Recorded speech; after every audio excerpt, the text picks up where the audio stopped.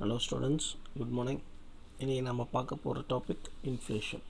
Okay, ஆக்சுவலாக வந்து நம்ம குவான்டிட்டி தியரி படிக்கணும், பட் அது எக்ஸ்ப்ளனேஷன் நிறையா இருக்குது அப்படின்றதுனால அது போர்டு எக்ஸ்ப்ளனேஷன் வேணும் அப்படின்றதுனால நான் வந்து உங்களுக்கு இப்போ இன்ஃப்ளேஷன் நான் எடுக்கிறேன். ஓகேவா?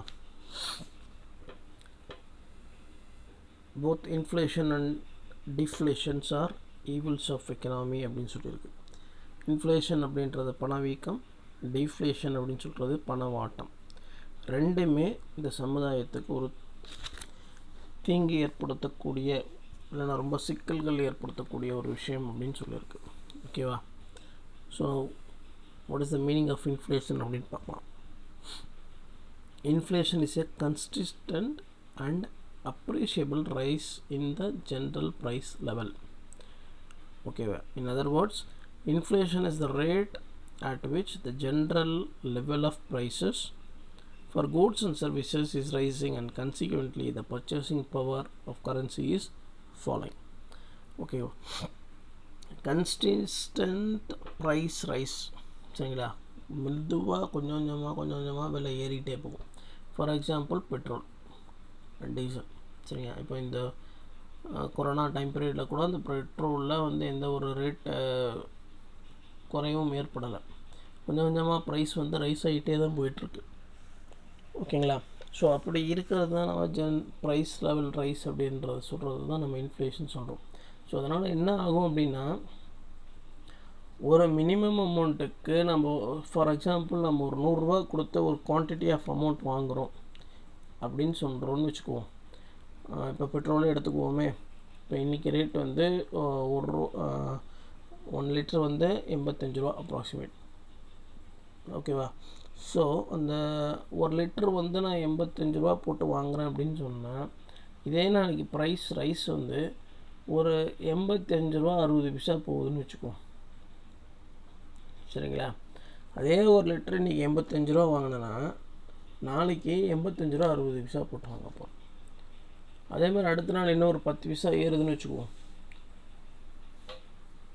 1 லிட்டர் பெட்ரோல் 85க்கு வாங்கினது 2 நாள் கழித்து 85 ரூபா 70 பைசாவுக்கு போகும். திடீர்னு ஒரு 3 ரூபாய்க்கு ஏறுதுன்னு வச்சுக்குவோம். 85லேருந்து 88க்கு போகுது அப்படின்னு வச்சுக்குவோம். 85லேருந்து 88க்கு. ஸோ இந்த மாதிரி ப்ரைஸ் ரைஸ் ஆகிட்டே போகுது பார்த்திங்களா. இதுதான் நம்ம இன்ஃப்ளேஷன் அப்படின்னு நம்ம சொல்லுவோம். The quantity of commodity decrease, the purchasing power of currency is falling அப்படின்னு அர்த்தம். சரிங்களா? ஒரு குறைந்த அளவு பொருட்களை நிறைய பணம் கொடுத்து வாங்க வேண்டிய ஒரு சுச்சுவேஷன் வருது அப்படின்னா அதுதான் இன்ஃப்ளேஷன் அப்படின்னு நம்ம சொல்லுவோம். ஓகேங்களா? உங்களுக்கு இந்த டயக்ராம் ஒன்று கொடுத்துருக்காங்க பாருங்கள். இந்த இயர் 2000 ஒரு பேஸ்கட் ஃபுல்லாக நம்ம வந்து ப்ராடக்ட் வாங்கியிருக்கோம். அதே 2010 கொஞ்சம் குறைஞ்சிருக்கு, 2008 ரொம்ப குறைஞ்சிருக்கு. சரிங்களா? இதுதான் இன்ஃப்ளேஷன் அப்படின்னு நம்ம சொல்கிறது. Okay, too much of money chasing too few goods. Too much of money chasing too few goods. ஓகேங்களா? அது தமிழில் என்னென்னு சொல்லலாம் அப்படின்னா, இந்த டெஃபினேஷன் கொடுத்தது கால்பான் குறைந்த அளவு பண்டங்களை அதிக அளவு பணம் துரத்தும் நிலை அப்படின்னு சொல்லியிருக்காரு. குறைந்த அளவு பண்டங்களை அதிக அளவு பணம் துரத்தும் நிலை, அதிக அளவு பணம் கொடுத்து வாங்குகிறோம் அப்படின்ட்டு. ஓகேவா? A state of abnormal decrease இந்த குவான்டிட்டி ஆஃப் பர்ச்சேசிங் பவர் அப்படின்ற டெஃபினேஷன் கொடுத்துருக்கிறது கிரிகோரி. ஓகேங்களா? வாட் இஸ் இன்ஃப்ளேஷன் அப்படின்னு சொன்னாங்கன்னா இந்த கொஷின் நீங்கள் எழுதுனீங்க, இந்த டெஃபினேஷன் நீங்கள் எழுதினீங்கன்னா 2 மார்க் உங்களுக்கு கிடைக்கும். Okay,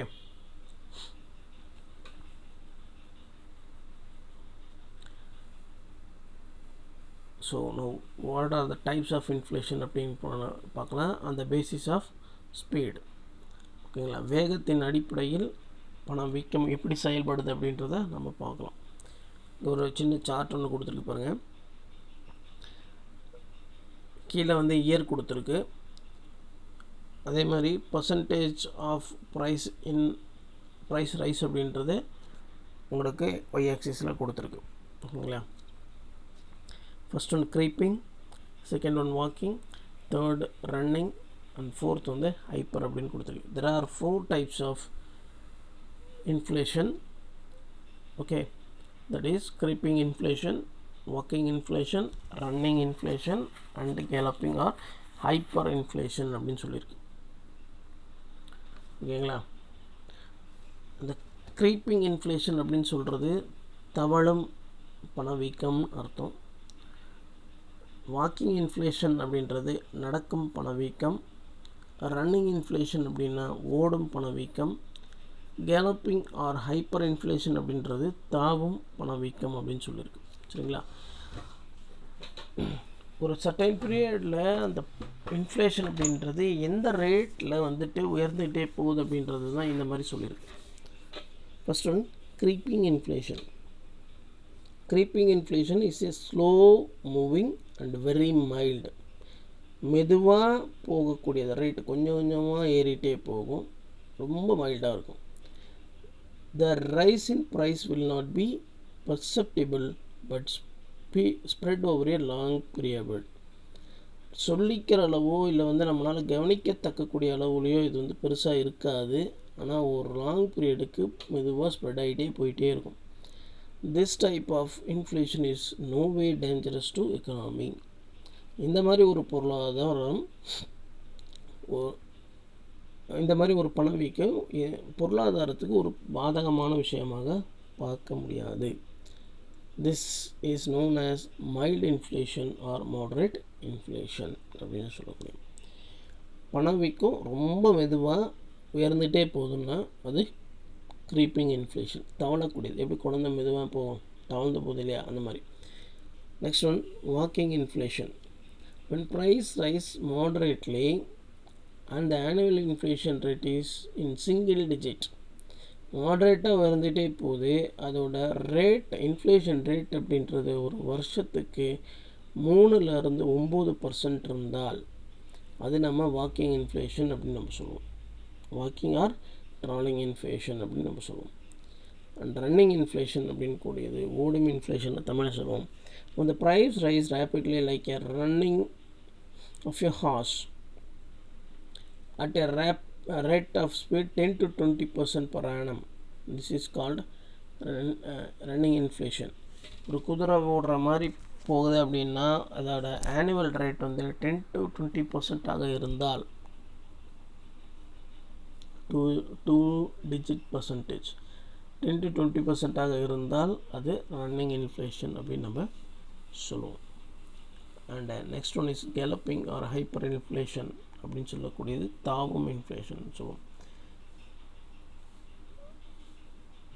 galloping or hyper inflation points out to unmanageably high inflation rates then run into 2 or 3 digits. By high inflation the percentage of same is almost 20-100% from an overall perspective. The galloping or hyperinflation சொல்லக்கூடியது ரொம்ப அதிகமாக 20-100% மாறிக்கிட்டே இருக்குது அப்படின்னு சொன்னால் அதே நம்ம galloping inflation அப்படின்னு நம்ம சொல்லுவோம்.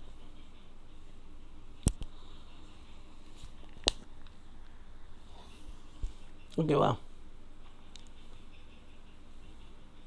The first hyperinflation of the 21st century was in Zimbabwe. Rate 3,714% at the end of 2007 April. 2007 ஏப்ரலில் ஜிம்பாப்வேவில் இந்த மாதிரி ஒரு பொருளாதார நிலை ஏற்பட்டது. அதோட பர்சன்டேஜ் ரேட் அப்படின்னு பார்த்தீங்கன்னா 3,714, ரொம்ப ரொம்ப அதிகம். சரிங்களா? And now comes to a concept demand pull versus cost push inflation. Demand pull அப்படின்னு சொன்னால் தேவை இழுப்பு பணவீக்கம் அப்படின்னு சொல்லுவோம். ஓகேங்களா? அதே காஸ்ட் புஷ் அப்படின்னு சொன்னோம்னா தமிழில் செலவு உந்து பணவீக்கம் அப்படின்னு சொல்லுவோம். தூண்டி விட்டுறது. சரிங்களா? demand and supply plays a crucial role in deciding the inflation levels of the society at all points of time. ஒரு பொருளுக்கான டிமாண்டும் அந்த பொருளுக்கான சப்ளையும் இன்ஃப்ளேஷன் லெவல்ஸை ஃபிக்ஸ் பண்ணுறதுல ரொம்பவும் முக்கியமான பங்காற்றுறது அப்படின்னு சொல்லியிருக்கு. For example, if the demand is high for a product and supply is low, the price of the product increases. இது நார்மலாக நம்ம பார்க்கக்கூடிய ஒரு விஷயம். ஒரு பொருளுக்கான விலை அதிகமாக இருக்குது, ஆனால் அதோட சப்ளை அப்படின்றது ரொம்ப குறைவாக இருக்குது அப்படின்னா ஆட்டோமேட்டிக்காக பண உயர்வு, இப்போ அந்த பொருளுக்கான பண வேல்யூ வந்து உயர்ந்துடும். சரிங்களா? ஸோ இது வந்து நம்ம டிமாண்ட் புல் இன்ஃப்ளேஷன் அப்படின்னு நம்ம சொல்லுவோம். பாருங்கள், டிமாண்ட் ஒரு சின்ன diagram. Too much of money chasing too few goods. நிறைய பணம் கொடுத்து குறைஞ்ச அளவு பொருட்களை வாங்க வேண்டிய ஒரு நிலை. ஓகேங்களா? நான் காஸ்ட் புஷ் இன்ஃப்ளேஷன் அப்படின்னு சொன்னோம் அப்படின்னா, when the cost of raw material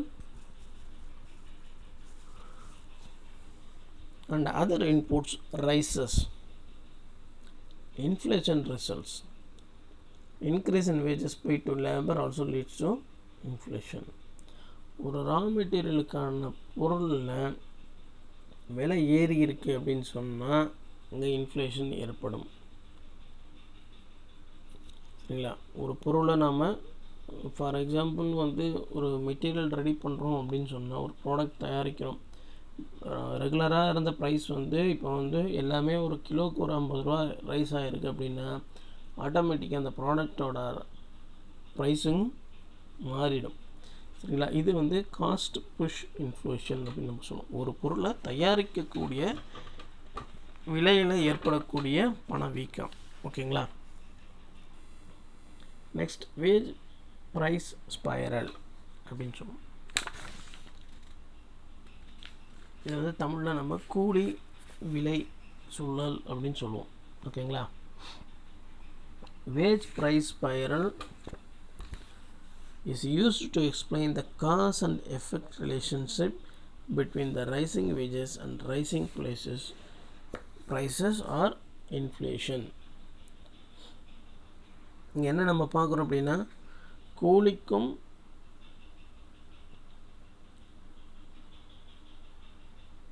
பணவீக்கத்திற்கும் உள்ள ஒரு தொடர்பை பார்க்குறோம். கூலி உயர்வு மற்றும் பணவீக்கத்திற்கு இருக்கக்கூடிய ஒரு தொடர்பை நம்ம இங்கே பார்க்குறோம். இந்த கூலி உயர்ந்துட்டு போகுது அப்படின்னு சொன்னால் காஸ்ட் ஆஃப் த ப்ராடக்ட் இங்கே ரைஸ் ஆகும். ஓகேங்களா? ஸோ அப்போ cost of the product rise ஆகுது அப்படின்னா ஆட்டோமேட்டிக்காக என்னாச்சு, இன்ஃப்ளேஷன் அப்படின்றது வந்திருக்கு அப்படின்னு அர்த்தம். ஸோ இதை தான் டியூ டு இங்கே நம்ம காஸ்ட் புஷன் என்ன பார்த்தோம், not only raw material price. சரிங்களா? அங்கே ரா மெட்டீரியல் ப்ரைஸை பார்த்தோம், இங்கே என்ன பண்ணுறோம், அதுக்கான வேஜஸை பார்க்குறோம். சரிங்களா? இப்போது ஒரு பொருளுக்கான விலை உயர்ந்துட்டு போயிடுச்சு அப்படின்னா, இப்போ நாட்டில் ஒரு சிம்பிளாக சொல்ல போனால் நிறைய ப்ராடக்ட்டுக்கான ப்ரைஸ் ரைஸ் ஆகிருக்கு அப்படின்னா ஆட்டோமேட்டிக்காக என்ன சொல்லுவோம், எனக்கு கூலி சேர்த்து கொடுங்க அப்படின்னு சொல்லுவோம், கேட்பாங்க. சரிங்களா? அப்போ கூலி சேர்த்து போகுது அப்படின்னா இப்போ காஸ்ட் ஆஃப் த ப்ராடக்ட் இன்னும் அதிகமாகும். ஓகேங்களா? ஸோ இதுதான் இந்த இன்ஃப்ளேஷன் ஏற்படக்கூடிய காரணமாக நம்ம பார்க்க போகிறோம். இப்போ ஒன்றும் இல்லை, இப்போ நீங்கள் வந்து கமர்ஷியல் டிரான்ஸ்போர்ட்டை எடுத்துக்கோங்க. எக்ஸாம்பிளுக்கு டீசல் விலை அதிகமாகிருச்சு அப்படின்னு சொன்னால் ஆட்டோமேட்டிக்காக அந்த கமர்ஷியல் டிரான்ஸ்போர்ட்டோட ரேட்டும் அதிகமாகிடும். சரிங்களா? இப்போ ஒரு பர்டிகுலர் ஒரு 10 கிலோமீட்டருக்கு போகிறவங்க வந்து 100 ரூபாய்க்கு வராங்க அப்படின்னு சொன்னால் டீசல் விலை ரைஸ் ஆச்சுன்னா அதை 150 ரூபாய் ஏற்றிடுவாங்க. யூஸ்வலாக கமர்ஷியல் டிரான்ஸ்போர்ட்டில் நம்ம பார்க்கக்கூடிய விஷயம். அப்போ என்ன வச்சு அவங்க அந்த கூலி அப்படின்றது அதிகமாக இருக்கும். சரிங்களா? காஸ்ட் அதிகமாகச்சு அப்படின்னா ஆட்டோமேட்டிக்காக கூலி அதிகமாகிடும். அதர் டைப்ஸ் ஆஃப் இன்ஃப்ளேஷன் அந்த பேசிஸ் ஆஃப் இன்டியூஸ்மெண்ட்னா தூண்டப்படக்கூடிய ஒரு செயல். சரியா? அதன் காரணமாக ஏற்படக்கூடிய பணவீக்கம் என்னன்னு பார்க்க போகிறோம். First one, currency inflation. The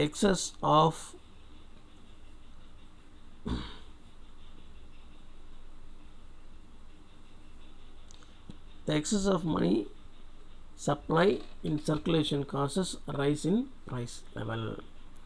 பணப்புழக்கம் அதிகமாக பொருளாதாரத்தில் இருக்குது அப்படின்னு சொன்னால் ஆட்டோமேட்டிக்காக பணவீக்கம் ஏற்படும். எப்படி சார், என்கிட்ட தான் நிறைய பணம் இருக்குது, நான் எது வேணால் வாங்கலாம். நிறைய பணம் இருக்குது, எது வேணால் வாங்கலாம், தான் உண்மைதான். ஆனால்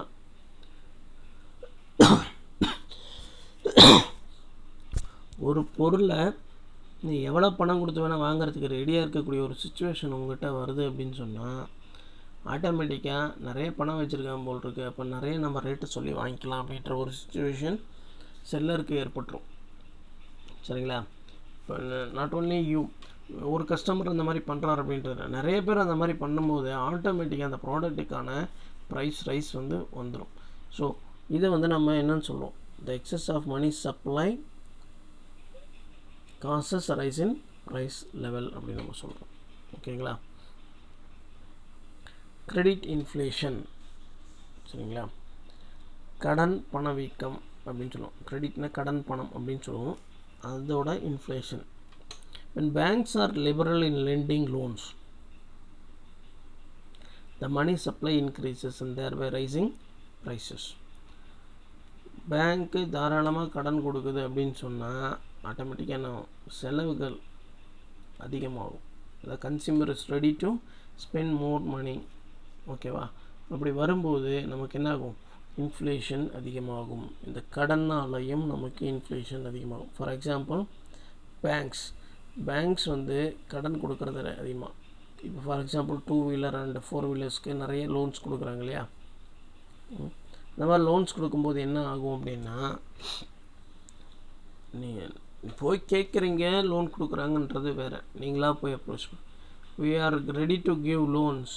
2 வீலர் லோன் இவ்வளோ இத்தனை பர்சன்டேஜ், 3 வீலர் லோன் இத்தனை percentage இன்ட்ரெஸ்ட்டில் we are ready to give credit அப்படின்னு சொல்லி பேங்க் அட்வர்டைஸ் பண்ண அப்படின்னா மக்கள் என்ன பண்ணுவாங்க, சரி கடன் கம்மியாக தான் இருக்குது, வட்டி கம்மியாக தான் இருக்குது, கடன் வாங்கி தான் வண்டி வாங்குவோமே அப்படின்ற ஒரு மனநிலைக்கு தூண்டப்படுவாங்க. அப்போ தூண்டப்படும் போது என்ன ஆகும், ஆட்டோமேட்டிக்காக நிறைய பேர் பேங்க்ஸ் அப்ரோச் பண்ணுவாங்க. ஸோ அந்த மாதிரி போகும்போது இந்த கடன் வாங்கும் தன்மையினால் கூட இன்ஃப்ளேஷன் ஏற்படக்கூடிய ஒரு வாய்ப்பு உண்டு. ஓகேங்களா? Next deficit induced inflation. Deficit அப்படின்னா வரவு செலவு பற்றாக்குறை அப்படின்னு நம்ம சொல்லுவோம். சரிங்களா? வரவு செலவு பற்றாக்குறை. ஓகேவா? அப்போ அந்த பற்றாக்குறையால் ஏற்படக்கூடிய பணவீக்கம். The deficit budget is generally financed through printing of currency by central bank. As a result, price rises. The deficit budget is generally financed through printed currency by central bank. As a result, price rise. ஓகேங்களா? அதாவது பற்றாக்குறையான budget இருக்குது அப்படின்னு சொன்னால் அந்த பற்றாக்குறையான பட்ஜெட்டை சரி செய்கிறதுக்கு central banks அதிக பணத்தை பிரிண்ட் பண்ணி நமக்கு சப்ளை பண்ணுவாங்க. அப்படி அந்த மாதிரி வரும்போது நமக்கு என்ன ஆகும், இன்ஃப்ளேஷன் ஏற்படும். சரிங்களா? Profit induced inflation. when the firms aims to higher profit, they fix the price with a higher margin, so prices go up. அதிகம் லாபம் எதிர்பார்த்து செல்லர்ஸ் நிறைய ப்ராஃபிட்டை ஃபிக்ஸ் பண்ணுறாங்க அப்படின்னா ஆட்டோமேட்டிக்காக ப்ரைஸு அதிகமாகிடும். ஒரு 10 ரூபாய்க்கு வாங்கின பொருள் இன்றைக்கி 15 ரூபாய்க்கு சொல்கிறாங்க மார்க்கெட்டில் அப்படின்னா அந்த மார்ஜின் உங்களுக்கு 5 ரூபா சேர்த்து சொல்லியிருக்காங்க. ஸோ அப்போ அதை நம்ம வாங்கக்கூடிய ஒரு நிலைமை இருக்கும்போது ஆட்டோமேட்டிக்காக ப்ரைஸ் ரைஸ் ஆகிடும், which leads to inflation.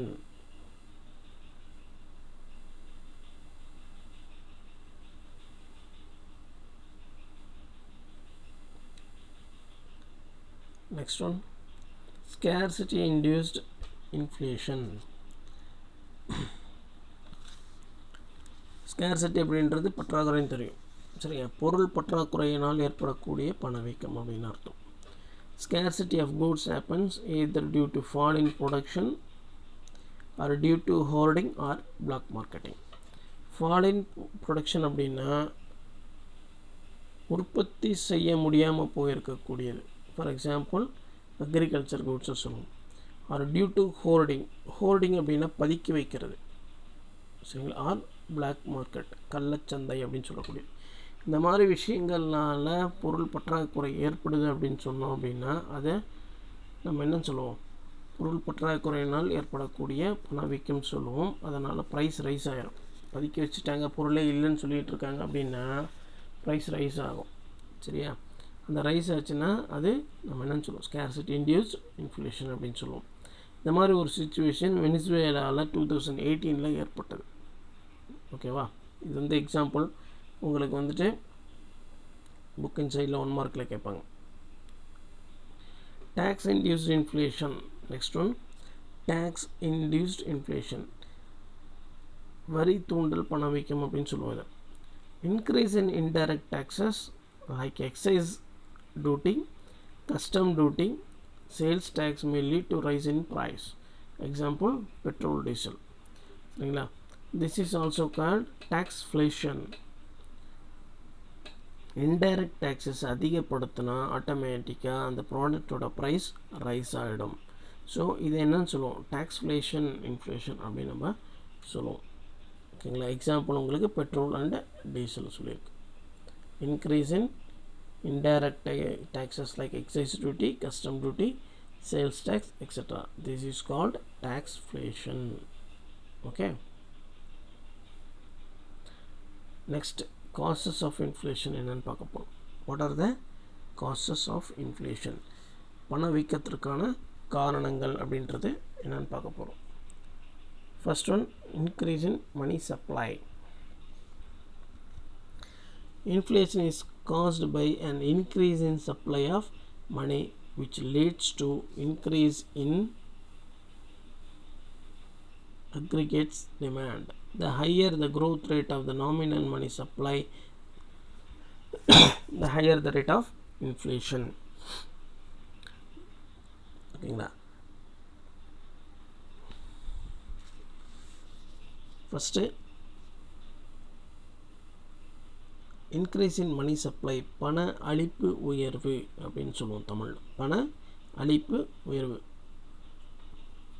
இந்த பண அளிப்பு அதிகமாக சொசைட்டியில் இருக்குது அப்படின்னு சொன்னால் ஆட்டோமேட்டிக்காக என்ன ஆகும், அந்த பொருட்களோட தேவை வந்துட்டு அதிகமாகிடும். ஸோ அந்த தேவை அதிகமாச்சு அப்படின்னு சொன்னால் இன்ஃப்ளேஷன் அதிகமாகும். அதான் சொன்னேன் ஏற்கனவே, என்கிட்ட தாராளமாக பணம் இருக்குது அப்படின்னா ஒரு ப்ராடக்டை நான் எந்த ரேட்டு கொடுத்து வேணால் வாங்குறதுக்கு ரெடியாக இருப்பேன். நிறைய பணம் இருக்குது, ஒரு 10 ரூபா சேர்த்து போனால் ஒன்றும் தப்பு இல்லை அப்படின்னு நம்ம நினைப்போம் இல்லையா. அப்போ அந்த மாதிரி ஒவ்வொரு சிச்சுவேஷனும் நினச்சாங்க அப்படின்னு சொன்னால் ஆட்டோமேட்டிக்காக இன்ஃப்ளேஷன் அங்கே ஏற்படும், சரிங்களா.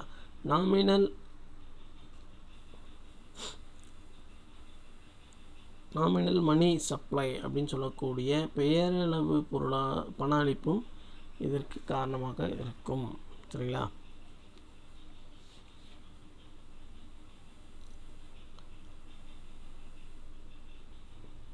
இன்க்ரீஸ் இன் டிஸ்போசபிள் இன்கம், செலவிட தகுந்த வருவாய் அப்படின்னு சொல்லக்கூடியது. இதை நான் சொன்னது, இது நம்ம எவ்வளோ வந்தாலும் நம்ம செலவு பண்ணணும் அப்படின்ட்டு. when disposable income of the people increases, நான் என்னோட செலவு செய்யக்கூடிய அந்த ஒரு தன்மை அதிகரிக்கும் போது, when the disposable income of the people increases, it raises their demand for goods and services.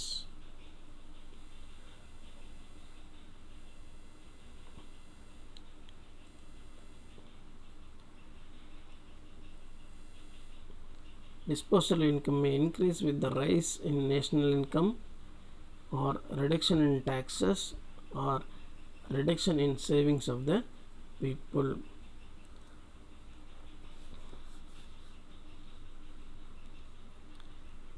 இந்த டிஸ்போசபிள் இன்கமால் தேசிய வருவாய் அப்படின்னு சொல்லக்கூடிய நேஷ்னல் இன்கம் அதிகரிக்கவும் இல்லை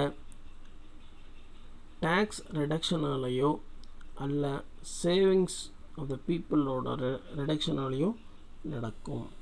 ஓகேங்களா. Next one, increase of public expenditure. உயர்ந்து வரும் பொது செலவு அப்படின்னு சொல்லக்கூடியது. Government activities have been expanding due to the development activities and social welfare programs. This also calls price rise. அரசாங்கம் மக்களோட நலனுக்காக வெல்ஃபேர் ஆக்டிவிட்டீஸ் இல்லை எக்ஸ்பேண்டிங் த டெவலப்மெண்ட் ப்ராஜெக்ட்ஸ் அப்படின்னு சொன்னோம் அப்படின்னா which leads to inflation. ஓகேவா? இன்க்ரீஸ் இன் கன்சியூமர் ஸ்பெண்டிங், நுகர்வோர் செலவு அதிகரித்தல் அப்படின்னு சொல்லக்கூடிய. The demand for goods and services increases when they are given credit to buy goods and higher purchase and installment basis. இதெல்லாம் சொன்னது. The demand for goods and services increase when they are given credit. கடன் அதிகமாக கொடுக்கப்பட்டாலும் சரியா, இல்லை வாடகைக்காகவோ அல்லது instalment பேசிஸ்லையோ பணம் தாராளமாக கிடைக்கிது அப்படின்னு சொன்னால் அப்போது கன்சியூமர் ஸ்பெண்டிங் அப்படின்றது அதிகமாகும். சீப் மணி பாலிசி, இல்லை மலிவு பணக்கொள்கை அப்படின்னு சொல்லுவோம் தமிழில். சீப் மணி பாலிசி, மலிவு பணக்கொள்கை.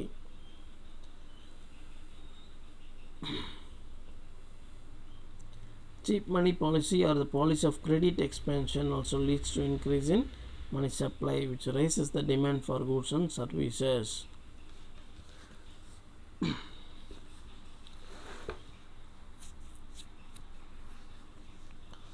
சென்ட்ரல் பேங்க் சொல்லக்கூடிய இந்த மைய வங்கி மலிவு பணக்கொள்கை அப்படின்றது மூலியமாக மணி சப்ளை அதிகப்படுத்துகிறாங்க அப்படின்னு சொன்னால் இங்கே நமக்கு என்ன ஆகும்? கூட்ஸ் அண்ட் சர்வீஸோட ப்ரைஸ் ரைஸ் ஆகிடும். ஓகேங்களா?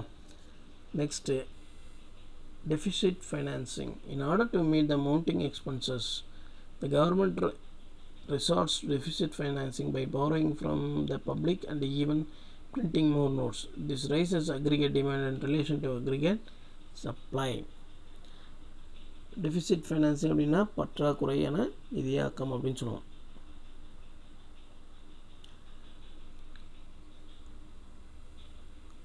கவர்மெண்ட்டோட அந்த பொது செலவுகள் அதிகரிச்சுட்டே போகுது அப்படின்னு சொல்லணும் அப்படின்னா சரிங்களா, அரசின் பொதுச்செலவு வரவு செலவு கணக்கில் பற்றாக்குறை ஏற்படும். அந்த பற்றாக்குறையை சரி செய்வதற்கு அரசாங்கம் ஒன்று மக்கள்கிட்ட இருந்து கடன் வாங்கும், இல்லை அப்படின்னா அதிக பணம் பிரிண்ட் பண்ணும். ஸோ அந்த மாதிரி ஒரு சிச்சுவேஷன் ஏற்படுது அப்படின்னு சொன்னால்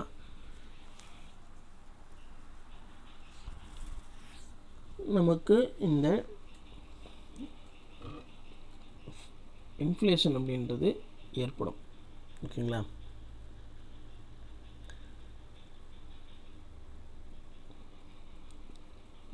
இப்போ இந்த மாதிரி ஒரு சிச்சுவேஷனில் டிமாண்டோட சப்ளை அதிகமாக இருக்கும். இந்த சப்ளை அதிகமாச்சுன்னா என்ன ஆட்டோமேட்டிக்காக இன்ஃப்ளேஷன் நமக்கு வந்துடும். Next black assets activities and money. கணக்கில் காட்டப்படாத சொத்துக்கள், நடவடிக்கைகள் அல்லது பணம், கருப்பு பணம்னு சொல்லக்கூடியது. சரிங்களா? இந்த விஷயத்தினால இன்ஃப்ளேஷன் ஏற்படும் அப்படின்னு சொல்கிறோம். The existence of black money and black assets due to corruption, tax evasion, etc. increase the aggregate demand. People spend such money lavishly. Black marketing and hoarding reduces the supply of goods. This tends to price level. இந்த கள்ளச்சந்தை இல்லை கருப்பு பணம் அரசாங்கத்தை ஏமாற்றி கருப்பு பணம் பதுக்குதல், tax எவாஷன் சொல்லக்கூடியது.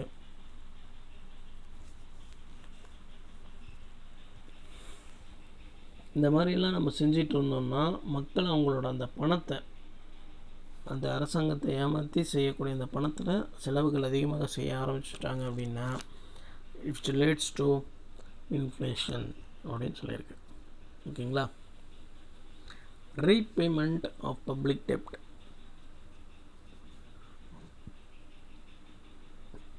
பொதுக்கடனை மீளச் செய்தல் அப்படின்னு அர்த்தம்.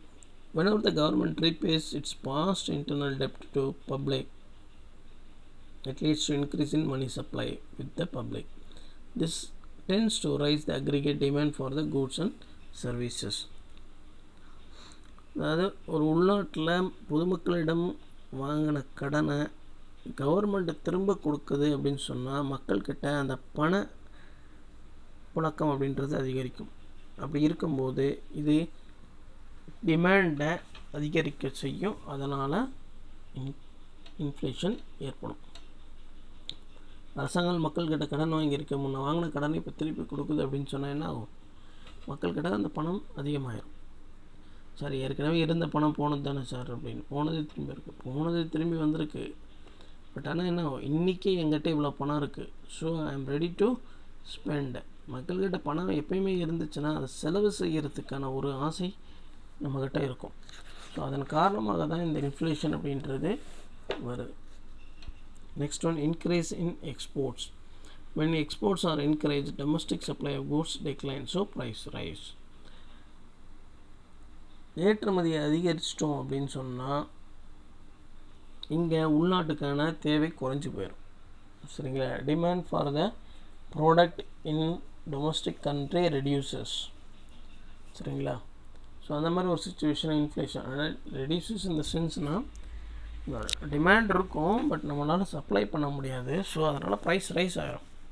சரிங்களா? எக்ஸ்போர்ட்டுக்கு நம்மகிட்ட இருக்க எல்லா பொருளும் நம்ம எக்ஸ்போர்ட் பண்ணிட்டோன்னா நமக்கு எங்கே பொருள்? அப்போ அந்த ப்ராடக்டான டிமாண்ட் அதிகரித்து போயிடும். அந்த மாதிரி ஒரு சுச்சுவேஷன் வந்துச்சு அப்படின்னா இங்கே இன்ஃப்ளேஷன் வரும்.